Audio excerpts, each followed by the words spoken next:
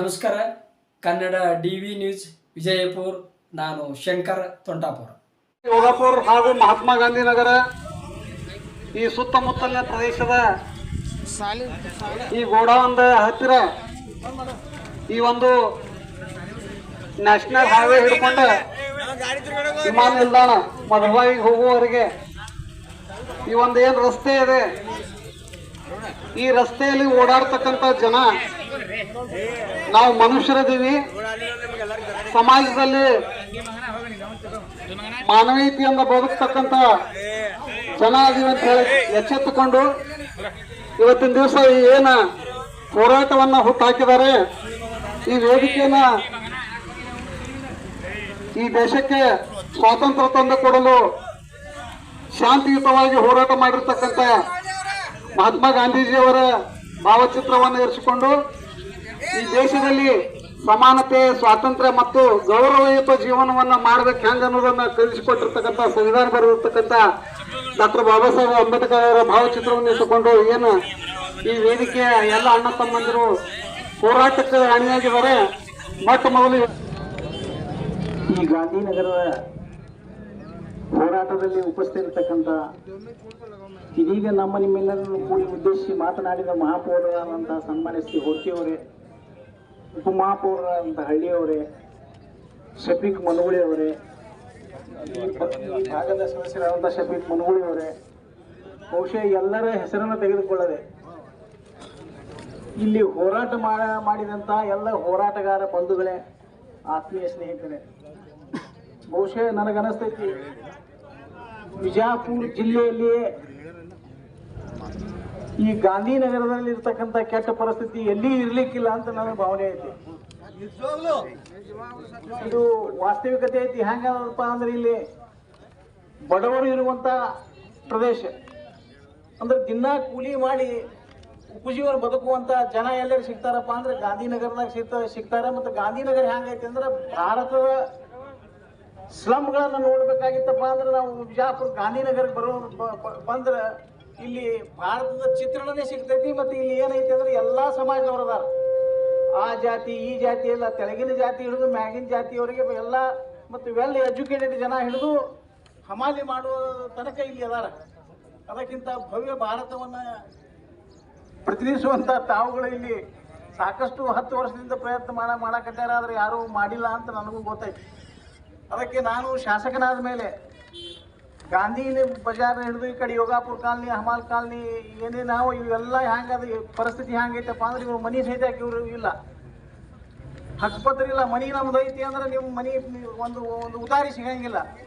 ಅದರಿಂದ ನಾವು ಇವತ್ತು ಬಹಳ ತೊಂದರೆ ಅನುಭವಿಸ್ಬೇಕಾಗ್ತೈತಿ. ನಾವು ಮನಿ ಕಟ್ಲಕ್ಕ ಅಥವಾ ನಮ್ಮ ಮನಿ ಐತಿ ನಾವು ಏನಾರೇ ಮಾಡ್ಬೇಕಂದ್ರೆ ಅಲ್ಲಿ ಎಲ್ಲಿ ಸೌಲಭ್ಯಗಳು ಸಿಗಂಗಿಲ್ಲ, ಅದೇ ಲೋನೇ ಕೊಡಂಗಿಲ್ಲ, ಎಲ್ಲ ಸೌಲಭ್ಯಗಳು ಸಿಗಂಗಿಲ್ಲ.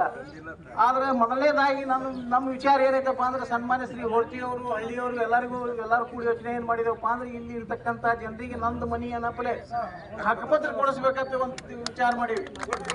ಒಟ್ಟಿನಲ್ಲಿ ಮತ್ತು ವಿಚಾರ ಮಾಡೀವಿ ಅನ್ನೋದಕ್ಕಿಂತ ಎಲ್ಲ ಪ್ರಯತ್ನ ಪಡಾಕತ್ತೀವಿ.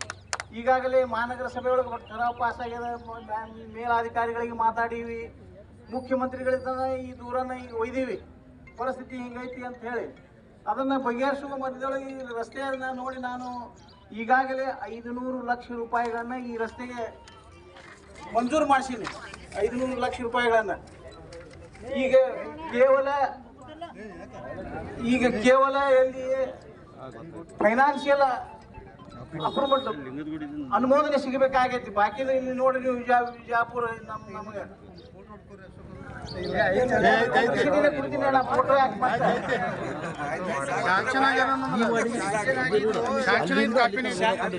ಈಗಾಗಲೇ ಮಂಜೂರಾತಿ ಮಾಡೀವಿ. ನಿಮ್ಮ ಅಳಲು ಏನೈತಿ, ನಾನು ಬಡ ಶಾಸಕನೇ. ಬಹುಶಃ ಕರ್ನಾಟಕ ರಾಜ್ಯದ 224ರಲ್ಲಿ ಅತ್ಯಂತ ಕಡಿಮೆ ಖರ್ಚು ಮಾಡಿ ನಿಮ್ಮೆಲ್ಲರ ಕೃಪಾ ಆಶೀರ್ವಾದದಿಂದ ವಿಜಯಪುರ ಜಿಲ್ಲೆಯಲ್ಲಿ ಯಾರೂ ಪಡೆಯಲಾರದಂತ ಅತಿ ಪ್ರಚಂಡ ಬಹುಮತಗಳಿಂದ ತಾವು ನನ್ನನ್ನು ಆರಿಸಿಕೊಟ್ಟು ಕಳಿಸಿದ್ರಿ.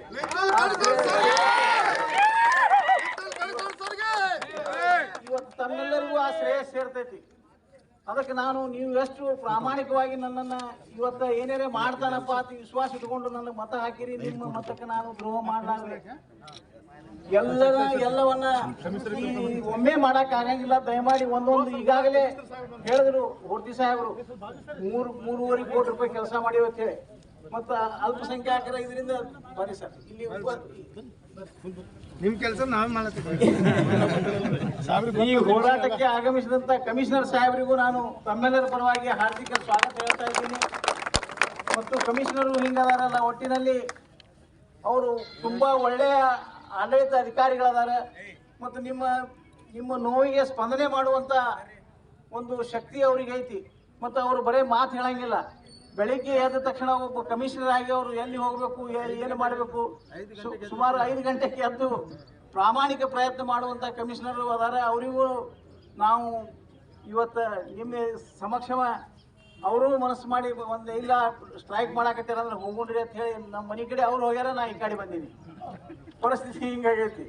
ಅದಕ್ಕೆ ತಮ್ಮ ಬೇಡಿಕೆಗಳಿಗೆ ನಾವು ಎಲ್ಲ ನನಗೆ ಪರಿಪೂರ್ಣ ಗೊತ್ತೈತಿ, ಇಲ್ಲಿರ್ತಕ್ಕಂಥ ಎಲ್ಲರಿಗೂ ಗೊತ್ತೈತಿ. ಅದಕ್ಕೆ ನೀವೇನು ನಿಮ್ಮೆಲ್ಲರ ಕಷ್ಟ, ಎಲ್ಲರೂ ಕಷ್ಟದಾಗಿ ಬಂದವರು ಇದ್ದೀವಿ. ಎಲ್ಲರೂ ಕೂಡಿ ಈ ಕಾರ್ಯ ನೀವೇನು ಹೋರಾಟ ಮಾಡಿರಿ ಒಳ್ಳೆಯದು. ಯಾಕಂದ್ರೆ ತಾಯಿ ಮಗನಿಗೆ ಮಲೆ ಹಾಲು ಕುಡ್ಬೇಕಾದ್ರೆ ತಾಯಿ ಆ ಮಗು ಹತ್ತಾಕರೇ ಸಾಧ್ಯ ಆಗ್ತೈತಿ. ಮತ್ತು ನಿಮ್ಗೆ ಗೊತ್ತಾಗಬೇಕಲ್ಲ, ಹೋರಾಟ ಮಾಡಬೇಕು ಅನ್ನುವಂಥ ಮನೋಭಾವನೆ ಬೇಕು. ಈಗ ನಿಮಗೆ ಇಷ್ಟು ಇಂಪಾರ್ಟೆಂಟ್ ಸಿಗ್ತೈತಲ್ಲ, ಕೆಲವು ದಿವಸಗಳಲ್ಲಿ ಏರ್ಪೋರ್ಟ್ ಪ್ರಾರಂಭ ಆಗ್ತೈತಿ. ಏರ್ಪೋರ್ಟಿಗೆ ಅಚ್ಚಿ ಕಡೆ ರೋಡ್ ಇತ್ತಂದ್ರೆ ಪರ್ಫೆಕ್ಟ್ ಇನ್ನೂ ಒಂದು ರೋಡ್ ಬೇಕು. ಆ ರೋಡ್ ಎಲ್ಲಿದ್ರೆ ಬರ್ತದಪ್ಪ ಅಂದ್ರೆ ಇದೇ ರೋಡ್ ಬರ್ತದೆ. ಅದಕ್ಕೆ ಈ ಪರ್ಫೆಕ್ಟ್ ರೋಡ್ ಮಾಡಬೇಕಾಗೈತಿ. ನೀವು ಹೋರಾಟನೂ ಮಾಡೇಬೇಕು. ಹಂಗೆ ಎಲ್ಲ ರೀತಿಯಿಂದನೂ ನೀವು ಒಂದು ಸ್ವಲ್ಪ ನಜರಿಟ್ಟು ನಾವು ಸಹಕಾರ ಮಾಡ್ಲಾಕತ್ತೀವತ್ತೆ ಬಂದೀವಿ. ಅದ್ರಾಗೇನು ಎರಡನೇ ಮಾತಿಲ್ಲ. ನೀವೇನು ಯೋಚನೆ ಮಾಡಬೇಡ್ರಿ, ನಾವು ನಿಮ್ಮ ಜೊತೆ ಇರ್ತೀವಿ. ಆದ್ರೆ